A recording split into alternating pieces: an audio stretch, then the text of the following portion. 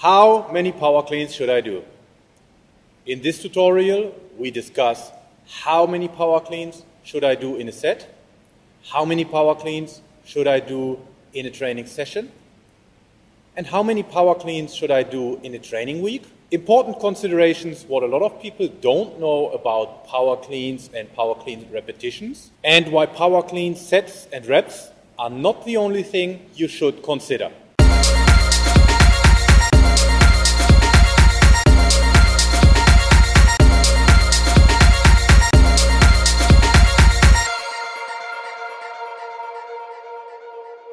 How many power cleans should I do?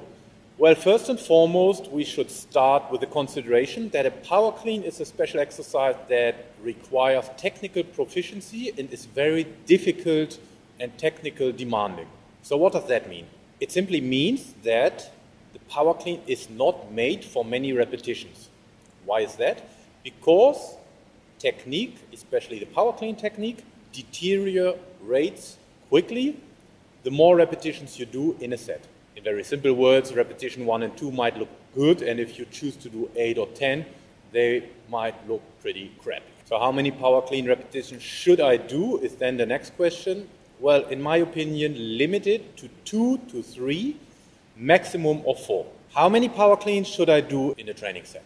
Well, that depends a little bit on what your training goal is. If your training goal is maximum strength, you should do 1 to 3 repetitions power cleans with 85% of your 1RM or more. If your goal is developing power, choose 1 to 4 power clean repetitions with an intensity of 60 to 85% of the 1RM. But make sure the lower the intensity, you need to shorten the range of the power clean. So power clean from the hang or power clean from the block.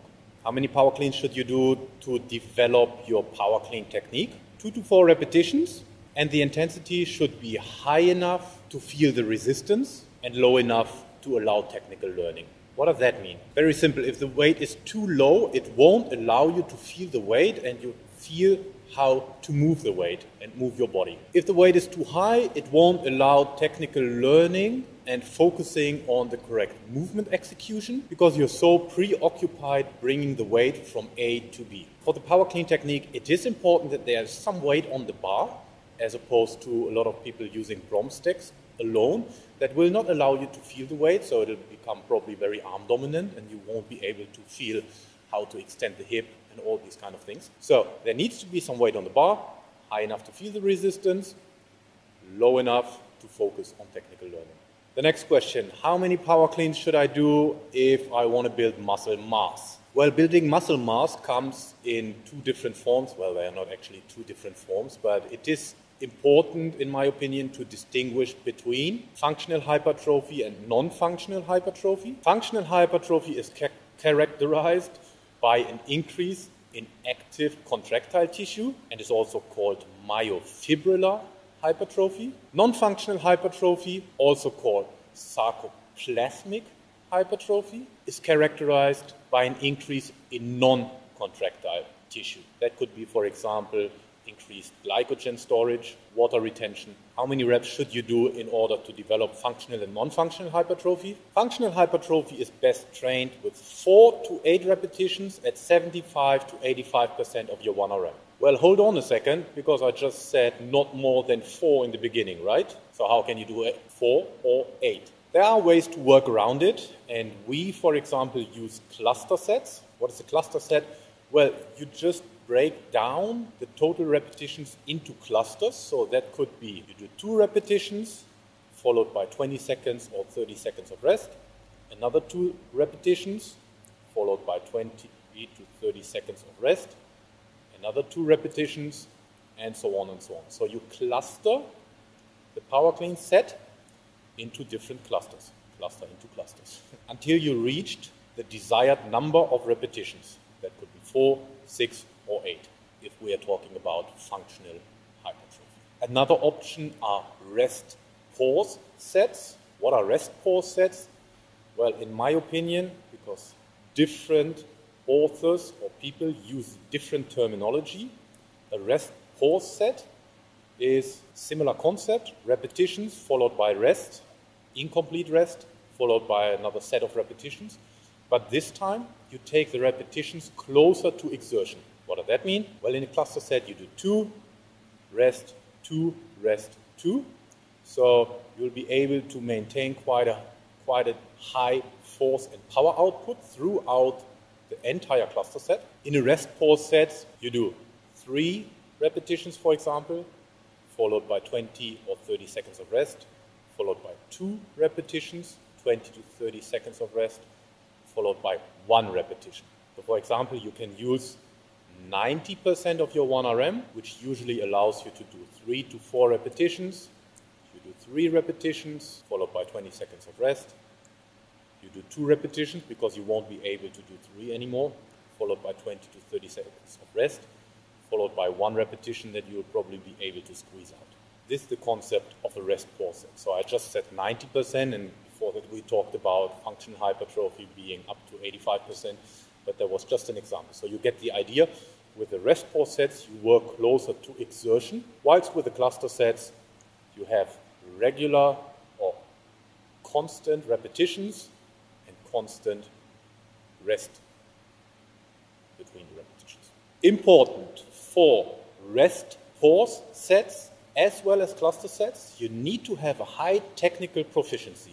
So it's an advanced training method that I would advise to use, let's say, after 24 months or maybe even a little bit more time of training experience. Non-functional hypertrophy. So how do we train for non-functional hypertrophy? To be honest, if we think about power cleans, just forget it. There are better ways to train for non-functional hypertrophy in the first place.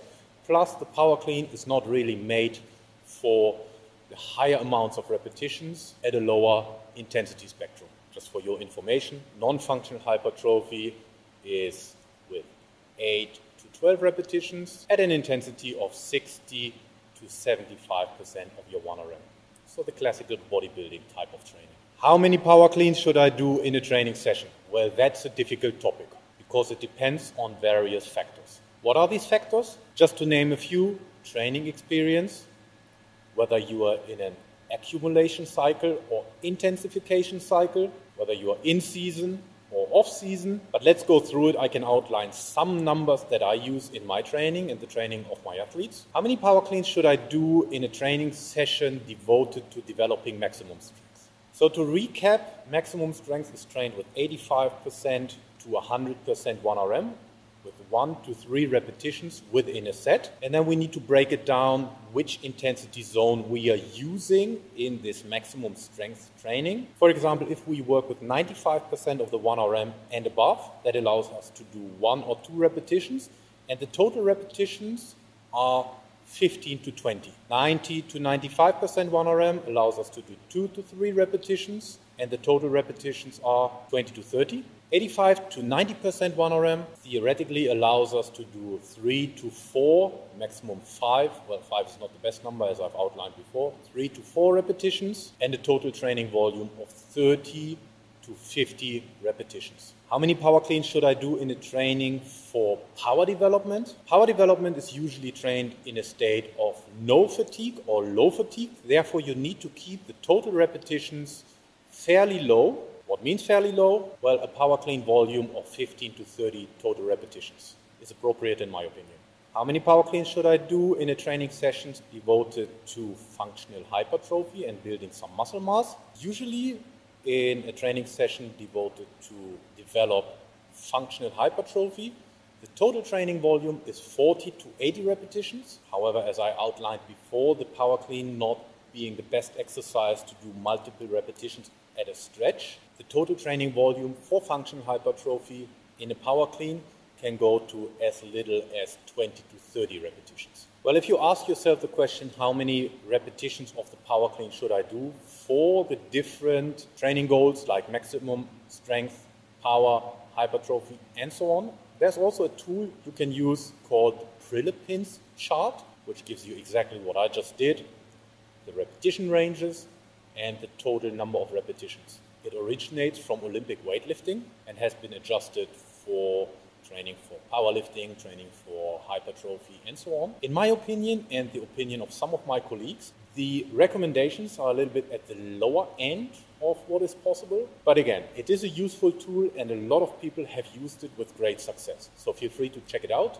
Prilipin's chart or Prilipin's table. Let's move on. How many power cleans should I do in a training week? As usual, it depends on what you want and what your training goal is. If your training goal is developing maximum strength, you usually do 2 to 4 training sessions in a week.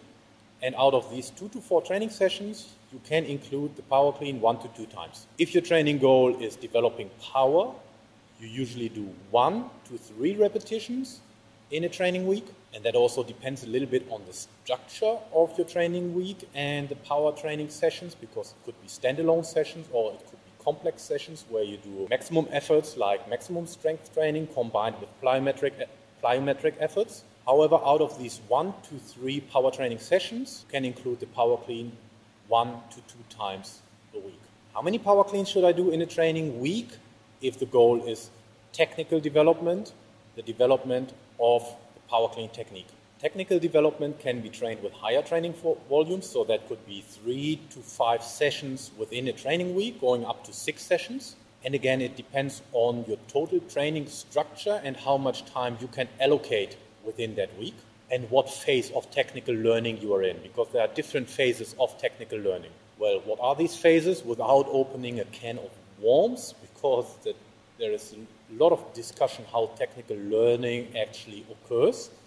However, one of the most accepted philosophies or training ideas of motor learning and technical development is that technical development can be divided into 3 phases. The acquisition phase, where you are acquiring a technique, the consolidation phase, where you're consolidating a technique, and the refinement stage, where you're refining the technique.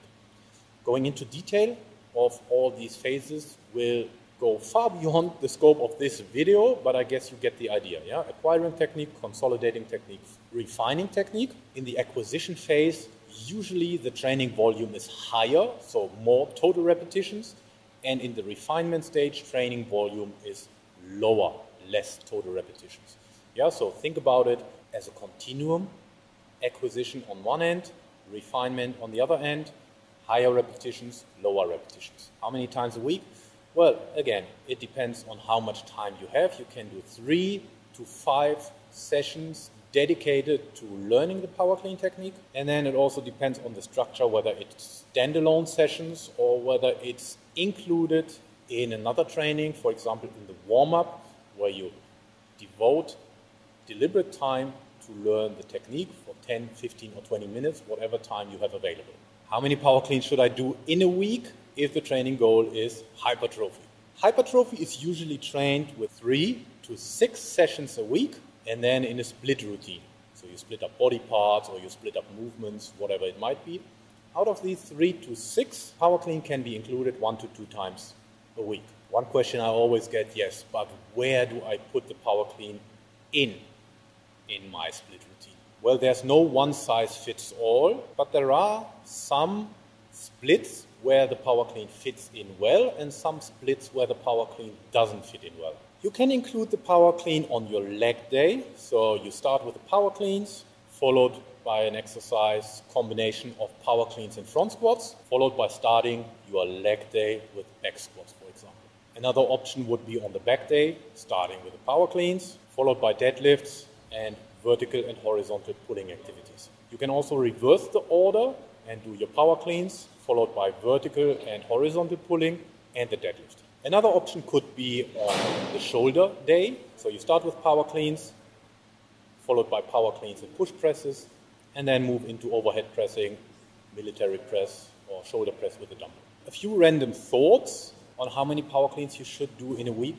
If you do power cleans more than once a week, I would suggest varying the exercise as well as intensity and repetitions. What does that mean? Well, you could do the regular power clean on one day, the hang power clean on another day. If you want to take it a step further, you can also modify the exercise you do on a second day depending on the athlete's need. What does that mean? Getting a full extension, you can do clean pulls. If someone has problems getting under the bar, you can do hang power cleans from a shorter range, focusing with a quick drop under the bar. And you can also look at variations depending on the training phase. So if you're working on maximum strength, You can do, for example, clean pulls in one session where you work with more than 100% of your 1RM of the power clean. So now over to you. How many power cleans have you done and you are doing in your training? Let me know your thoughts in the comments below.